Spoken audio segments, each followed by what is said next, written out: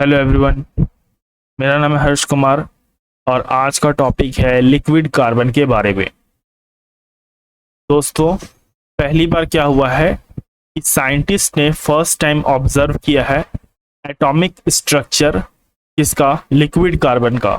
अच्छा, atomic structure क्या होता है? एटॉमिक स्ट्रक्चर का मतलब होता है एटॉमिक अरेंजमेंट्स, यानी एटम्स की जो अरेंजमेंट है किसी मटेरियल के अंदर में वो किस तरीके से है।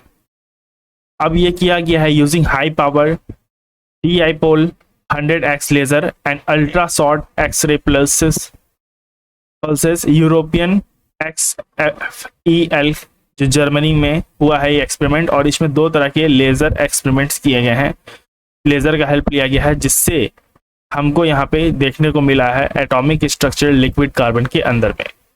तो सबसे पहले जान लेते हैं ये क्या है लिक्विड कार्बन।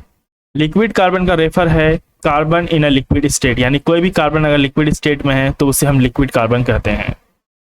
अब ये अनस्टेबल है under normal temperature and pressure की कंडीशन में। जो नॉर्मल टेम्परेचर और प्रेशर है हमारे वातावरण का, उसके अंदर में ये अनस्टेबल है, ये जल्दी नहीं बन सकता है। क्योंकि आपको पता है कि जो आसपास में हम लोग को कार्बन दिखते हैं वो ज़्यादातर सॉलिड फॉर्म में होते हैं, जैसे ग्रेफाइट ले लो, डायमंड ले लो, ये क्या होते हैं, सॉलिड फॉर्म में होते हैं या फिर गैस फॉर्म में होते हैं। व्हेन ऑक्सीडाइज, ऑक्सीडाइज का मतलब क्या होता है? ऑक्सीडाइज का मतलब होता है कि जब कोई भी मटेरियल ऑक्सीजन के साथ रिएक्ट करता है तो उसका कैसा फॉर्म होता है। या तो आपको CO2 के माध्यम में मिलेंगे कार्बन, या फिर सॉलिड फॉर्म में मिलेंगे, लिक्विड स्टेट के अंदर में नहीं मिलते। अब इसकी स्टडी करना क्यों इंपॉर्टेंट है, क्यों साइंटिस्ट ने स्टडी किया?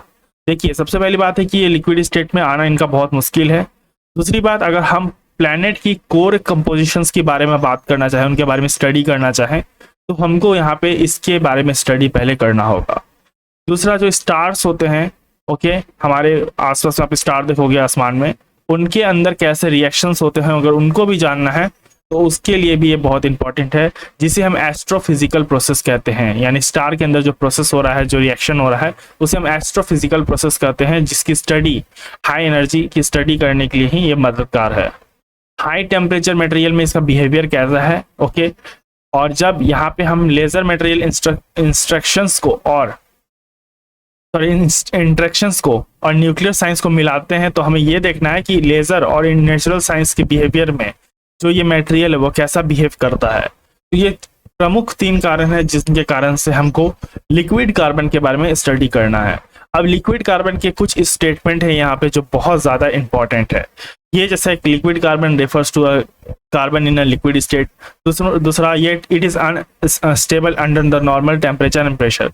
अब यहाँ पे 2 स्टेटमेंट है जो बहुत ज्यादा इंपॉर्टेंट बन सकता है UPSC एग्जाम के अंदर में, और लिक्विड कार्बन न्यूज के अंदर में है इस साल। तो अगले साल हो सकता है कि जब आप 26 में दोगे एग्जाम तो आपसे पूछ ले, या मेंस में भी पूछ सकता है, ओके। अब लिक्विड कार्बन की जो स्टडी है वो इतनी हार्ड क्यों? देखिए, कार्बन डज नॉट मेल्ट, ठीक है, कार्बन पिघलता नहीं है अंडर नॉर्मल प्रेशर। कभी भी नॉर्मल प्रेशर में, जैसे नॉर्मल टेम्परेचर प्रेशर में पिघलेगा नहीं, चाहे वो क्या हो जाएगा, सबलेट्स हो जाएगा, यानी सॉलिड से सीधा गैस में बदल जाएगा, या फिर वो सॉलिड फॉर्म में रहेगा, ओके। लेकिन लेबोरेटरी टेस्ट में भी इसे करना बहुत ही ज्यादा इम्पॉसिबल है। ऐसा नहीं है कि लैब में आपको ऐसा कंडीशन क्रिएट कर दोगे तो ये बन जाएगा। तो आप बोलोगे सर ऐसा हुआ क्यों? मैं बताता हूँ। ऐसा अगर लैब में स्टडी करना मुश्किल ही है, ऐसा हो ही नहीं सकता, तो फिर स्टडी कर कैसे लिया साइंटिस्ट ने? मैं बता रहा हूँ, आगे सब्र करो। लिक्विड कार्बन के बारे में पहले जान लेते हैं कि एक्सट्रीम कंडीशंस के अंदर में ये रहता है, जैसे इसको टेम्परेचर चाहिए 4500 सेल्सियस के अराउंड, ओके। और दूसरा कि वेरी हाई प्रेशर। अब नेचुरल कंडीशन क्या है? When temperature is high pressure is low, when pressure is high temperature is low, ऐसा एक कंडीशन है, ठीक है। दोनों में इनवर्स रिलेशन होता है टेम्परेचर प्रेशर का। लेकिन यहाँ पे आप क्या देख रहे होगे कि टेम्परेचर भी हाई है और प्रेशर भी बहुत हाई है, तभी जाके ये कार्बन लिक्विड स्टेट में आता है और तभी जाके इसकी स्टडी हो पाती है। ऐसा कंडीशन क्रिएट करना किसी कंटेनर के अंदर में तो बहुत ज्यादा ही मुश्किल है कि करके हम अपना जान लें इसके बारे में। तो यहाँ पे हम लोगों ने क्या किया, एक लेजर टेक्निक का इस्तेमाल किया। कैसे? देखिए, मैं बता देता हूँ एक्सपेरिमेंट हुआ कैसे। जो आपकी पहली मशीन है डाइपोल 100x लेजर, इसने क्या किया, इसने एक वेव जनरेट किया, ठीक है। ऐसा वेव जनरेट किया जिसने कार्बन को कुछ नैनो सेकेंड के लिए क्या कर दिया, लिक्विड स्टेट में भेज दिया। कुछ नैनो सेकेंड मतलब 1 सेकेंड से भी कम में। और उसी नैनो सेकेंड के अंदर में जो यूरोपियन XFELS है, अल्ट्रा शॉर्ट एक्सरे पल्स ने, उसने एक रेडिएशन डाला सैंपल के ऊपर में और एक्सरे पास करके जो एटॉमिक अरेंजमेंट है लिक्विड कार्बन का, उसको स्टडी कर दिया। समझ रहे हो कि एक नैनो सेकेंड के अंदर, मतलब नैनो सेकेंड मतलब आप समझ लो कि यहाँ पे 1 सेकेंड भी नहीं लग रहा है इस चीज को करने में।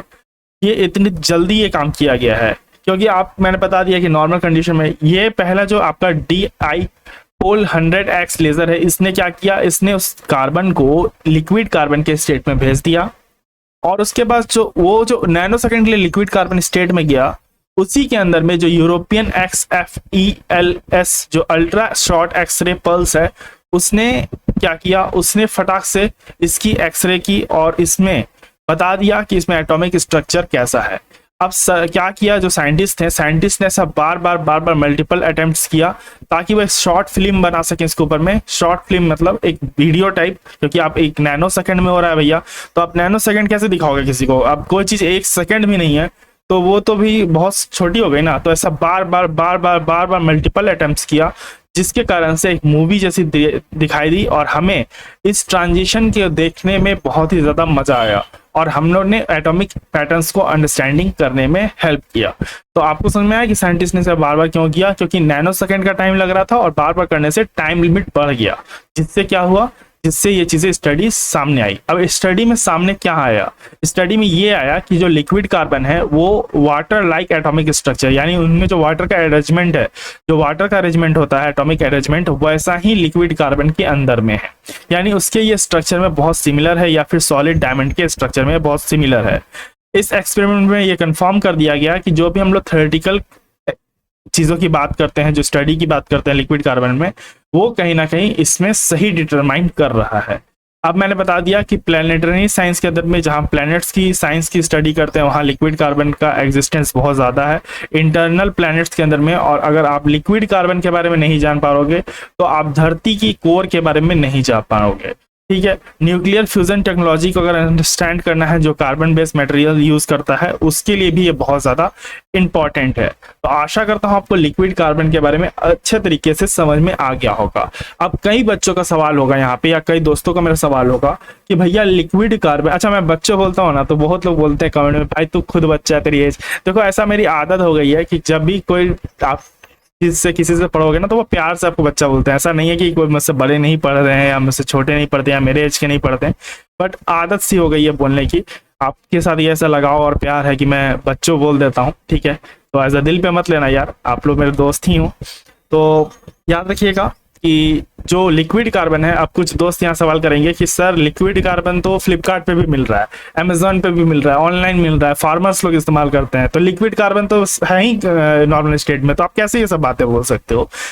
देखो, जो लिक्विड कार्बन फ्लिपकार्ट के ऊपर में मिल रहा है ना, जो खेतों में डल रहा है, वो लिक्विड कार्बन भैया क्या है, वो लिक्विड बेस्ड कार्बन है। यानी क्या अंतर है समझिए, लिक्विड कार्बन की स्टेट आपको पता है कि नॉर्मल स्टेट में एग्जिस्ट नहीं करती, लेकिन ऐसे ग्रेफाइट को लिक्विड फॉर्म में कर दिया, उसमें बेस्ड है, यानी कार्बन बेस्ड लिक्विड। यानी ऐसा होता है ना, आप बहुत बार सुनते होंगे दिस बेस्ड लिक्विड, ये इसको आधारित है, तो वो है, वो डायरेक्ट आपका लिक्विड कार्बन नहीं है।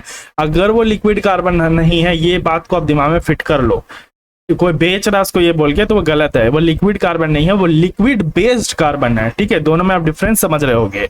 तो इसीलिए वो चीज फ्लिपकार्ट पे मिल रही है। ओके, ये लिक्विड कार्बन आपको फ्लिपकार्ट पे असली वाला नहीं मिलेगा, ये साइंटिस्ट ने स्टडी करने के लिए ये चीजें बताई गई, और आपको बहुत सारे इसमें मैंने ये इसलिए कराया क्योंकि देखिए एक दो यहाँ पॉइंट में हाईलाइट कर देता हूँ कि अबाउट लिक्विड कार्बन, यहाँ से आप ये चीजें तो पढ़ लो, क्योंकि यूपीएससी यहाँ से स्टेटमेंट बना सकता है, रिसेंटली स्टडी से इस स्टेटमेंट बना सकता है।